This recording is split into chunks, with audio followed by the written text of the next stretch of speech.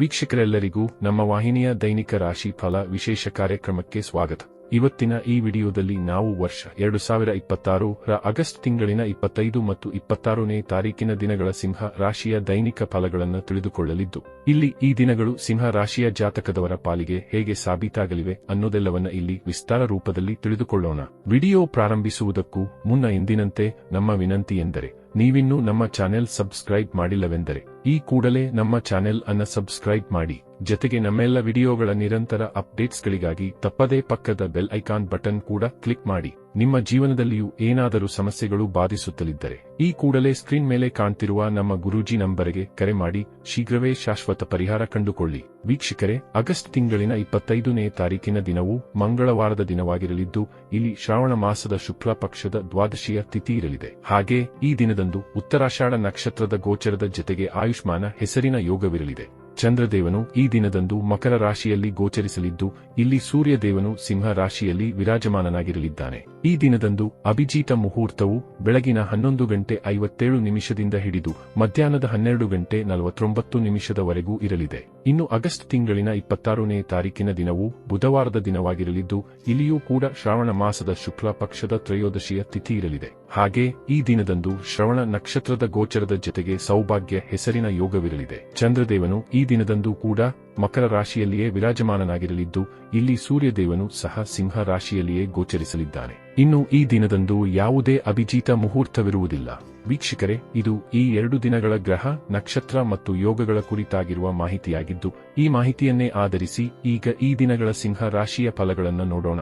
ಮೊದಲಿಗೆ ಇಲ್ಲಿ ಆಗಸ್ಟ್ ತಿಂಗಳಿನ 25ನೇ ತಾರೀಕಿನ ದಿನದ ಸಿಂಹ ರಾಶಿಯ ದೈನಿಕ ಫಲಗಳನ್ನು ತಿಳಿದುಕೊಳ್ಳುವುದಾದರೆ, ಈ ದಿನದಂದು ಚಂದ್ರದೇವನು ಮಕರ ರಾಶಿಯ ಮೂಲಕ ನಿಮ್ಮ ಷಷ್ಠಮ ಭಾವದಲ್ಲಿ ಗೋಚರಿಸಲಿದ್ದಾನೆ.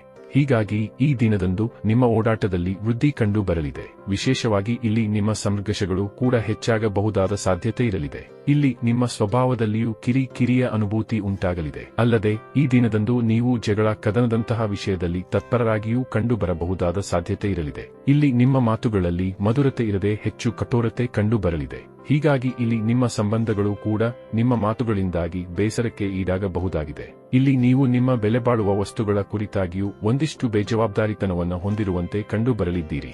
ಹೀಗಾಗಿ ಇಲ್ಲಿ ನಿಮ್ಮ ಬೇಜವಾಬ್ದಾರಿಯ ಸ್ವಭಾವ ನಿಮಗೆ ನಷ್ಟವನ್ನು ಉಂಟು ಮಾಡಬಹುದಾಗಿದೆ. ಜೊತೆಗೆ ಇಲ್ಲಿ ನೀವು ಸಾಕಷ್ಟು ಆಲಸಿತವನ್ನು ಸಹ ಹೊಂದಿರಬಹುದಾಗಿದ್ದು, ಕೆಲಸ ಕಾರ್ಯಗಳಲ್ಲಿ ಹಿನ್ನಡೆಯೂ ಉಂಟಾಗಬಹುದಾಗಿದೆ. ಇಲ್ಲಿ ಷಷ್ಠಮ ಭಾವದ ಚಂದ್ರದೇವನು ಇಲ್ಲಿ ನಿಮಗೆ ಮತ್ತು ನಿಮ್ಮವರ ಆರೋಗ್ಯದಲ್ಲಿ ವ್ಯತ್ಯಯ ಉಂಟು ಮಾಡಲಿದ್ದು, ಹೀಗಾಗಿ ಅಗತ್ಯ ಜಾಗ್ರತೆ ಹೊಂದಿರುವಿರಾದರೆ ಖಂಡಿತ ಸಮಸ್ಯೆಗಳು ಬಂದಷ್ಟೇ ವೇಗದಲ್ಲಿ ಶಮನಗೊಳ್ಳಲಿವೆ. ಇಲ್ಲಿ ಹಣಕಾಸಿನ ಲೇವಾದೇವಿಯೂ ಮಾಡದಿರುವುದು ಕೂಡ ಉತ್ತಮವಾಗಿರಲಿದೆ. ವಿಶೇಷವಾಗಿ ಸಾಲವನ್ನ ನೀವು ಪಡೆದುಕೊಂಡಿದ್ದಾರೆ. ಸಾಲದ ಶೂಲ ನಿಮ್ಮನ್ನ ಈ ದಿನದಂದು ಸಮಸ್ಯೆಗೆ ಈಡು ಮಾಡಬಹುದಾಗಿದೆ. ಹೀಗಾಗಿ ಸಾಲ ಪಡೆಯುವುದು ಮತ್ತು ಸಾಲವನ್ನ ನೀಡುವುದರಿಂದಾಗಿ ಈ ದಿನದಂದು ನೀವು ದೂರವಿರಬೇಕು.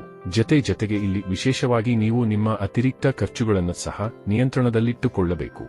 ಇಲ್ಲದೆ ಹೋದಲ್ಲಿ ಹಣಕಾಸಿನ ಸಮಸ್ಯೆಗಳು ಕೂಡ ನಿಮ್ಮನ್ನ ಇಲ್ಲಿ ಬಾಧಿಸಬಹುದಾಗಿವೆ. ಇನ್ನು ರಿಲೇಶನ್ಶಿಪ್ ಮತ್ತು ಮ್ಯಾರಿಡ್ ಲೈಫ್ನಲ್ಲಿ ನೀವು ಹೇಗೆ ನಡೆದುಕೊಳ್ಳುತ್ತೀರಿ ಅನ್ನೋದರ ಮೇಲೆ ಎಲ್ಲವೂ ನಿರ್ಭರವಾಗಿರಲಿದೆ. ಇನ್ನು ಇದರ ನಂತರದಲ್ಲಿ ಆಗಸ್ಟ್ ತಿಂಗಳಿನ 26ನೇ ತಾರೀಕಿನ ದಿನದ ಸಿಂಹ ರಾಶಿಯ ದೈನಿಕ ಫಲಗಳ ಕುರಿತಾಗಿ ತಿಳಿದುಕೊಳ್ಳುವುದಾದರೆ, ಈ ದಿನದಂದು ಕೂಡ ಚಂದ್ರದೇವನು ಮಕರ ರಾಶಿಯ ಮೂಲಕ ನಿಮ್ಮ ಷಷ್ಠಮ ಭಾವದಲ್ಲಿ ಗೋಚರಿಸಲಿದ್ದಾನೆ. ಹೀಗಾಗಿ ಈ ದಿನದಂದು ಕೂಡ ನೀವು ಅನೇಕ ವಿಷಯಗಳಿಗಾಗಿ ಸಾಕಷ್ಟು ಎಚ್ಚರಿಕೆಯನ್ನ ಹೊಂದಿರಬೇಕು. ವಿಶೇಷವಾಗಿ ಈ ದಿನದಂದು ಕೂಡ ನೀವು ಹೂಡಿಕೆ ಮತ್ತು ಪರಿವರ್ತನೆಯನ್ನ ದೂರವಿರಬೇಕು. ಜೊತೆಗೆ ಈ ದಿನದಂದು ಕೂಡ ನೀವು ನಿಮ್ಮ ಕ್ರೋಧದ ಮೇಲೆ ನಿಯಂತ್ರಣವನ್ನ ಹೊಂದಿರಬೇಕು. ಇಲ್ಲಿ ಜಗಳ ಕದನದಂತಹ ಸ್ಥಿತಿಯಿಂದಲೂ ನೀವು ದೂರವನ್ನ ಕಾಯ್ದುಕೊಳ್ಳಬೇಕು.